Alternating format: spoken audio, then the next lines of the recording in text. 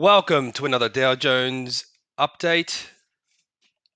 So now I want to talk about why this next move is going to be the GFC 2.0. Right, so if you're familiar with my wave counts, this is my wave count of the long-term Dow, right? I'll just remind you that back down at the Great Depression, we had A and then A in brackets and then the first A of the correction, which expanded in B wave. It expanded, the biggest expansion in history probably, of a B wave. Although that's probably not true. I have seen pretty big B waves, especially in interest rates. Now, basically, this is a C wave. So 9/11 basically happened right in the middle of that C wave, and it is a weak C. It is a weak wave C. In the Dow Jones, it was fairly weak. In the Nasdaq, however, the C wave you'll notice was actually pretty sharp. So yes, it is a C wave. It's just one of the variances of C waves because C waves can present in different ways. So that's where wave 3 actually happened. September 11 was wave 3 of that weak wave C, right? So isn't that interesting, right? Now, it's actually fascinating, right? It's totally fascinating. So it's not just interesting. There's a big reason why I got into waves. I really love waves and how they interact, how the news interacts with the waves, and how it's just amazing how everything is, interrelated with each other. Now,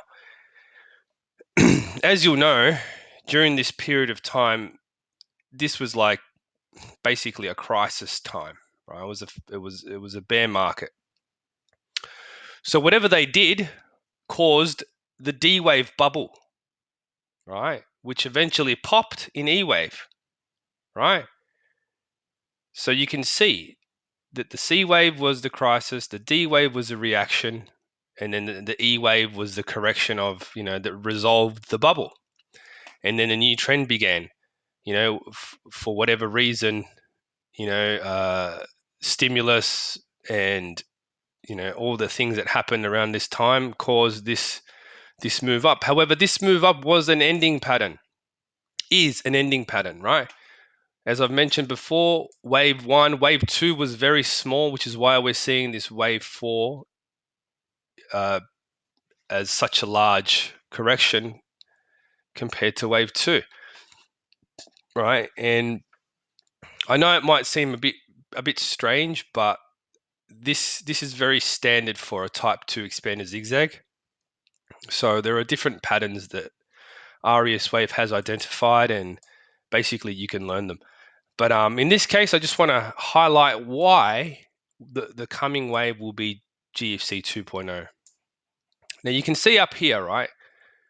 We had our A and our B, and then we had our C. So C was essentially like the crisis moment, right? The crisis happened just like back here around this time, .com bust, aka 9/11. And you can see that coronavirus or the pandemic was the crisis moment, right? The thing that caused the crisis or whatever. At least that's what the general consensus is. To be honest with you, I do believe it has something to do with the property market in general, but also there are other factors, right? Now, the D wave is the stimulus wave, the bubble wave, right? Same as this D wave here, that was the bubble wave. This is the bubble wave. Okay, so what we're going to see next is an E wave. What did we see back here? It was an E wave. The GFC was an E wave, right?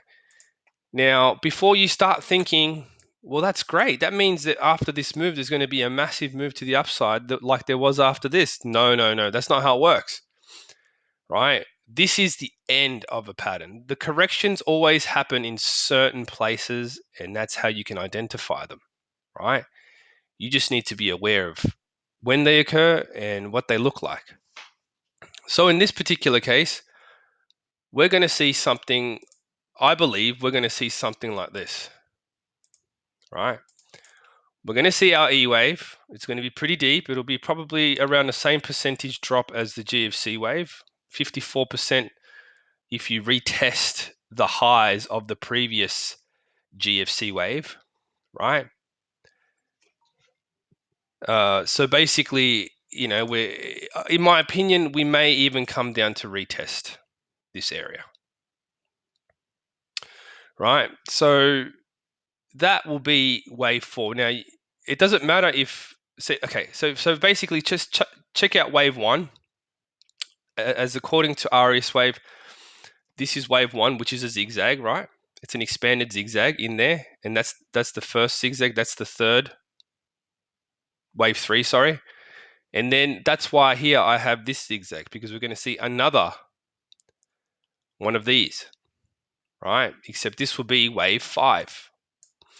It'll be the final wave, okay? So this is what I believe will happen. You'll get the megaphone pattern, the expanding, end portion of a move where basically it's struggling to keep afloat. It's struggling because of many reasons. Not only is it late in the cycle, there are all these factors going on at the same time that is causing this to happen. So when it happens, obviously it's going to be problematic because there are all these other things that are going to happen afterwards, which I won't get into in this video. So, there's opportunities knocking on the door right now, right? So I've made a video about what's going to happen and how we're going to trade it. So I'll link that below so you can see what the plan is for this particular scenario. Yeah, so I won't get into that here. This is just the long-term view to show you what's coming. So once we see the E wave move down, we're going to see another zigzag up. So will this be a type 2 expanded zigzag? I wouldn't be surprised, but now we've got experience from the D wave. We'll be paying attention, right? We'll be paying attention. So I'm going to be there to follow this thing the whole way through using the very best RES wave analysis. So that's what I believe is going to happen. GFC 2.0, but that's just the beginning. There are far more other things happening in the future, and there are things that will surprise you, and they're going to be very interesting. So hopefully you found this video interesting and informative. Thank you for watching.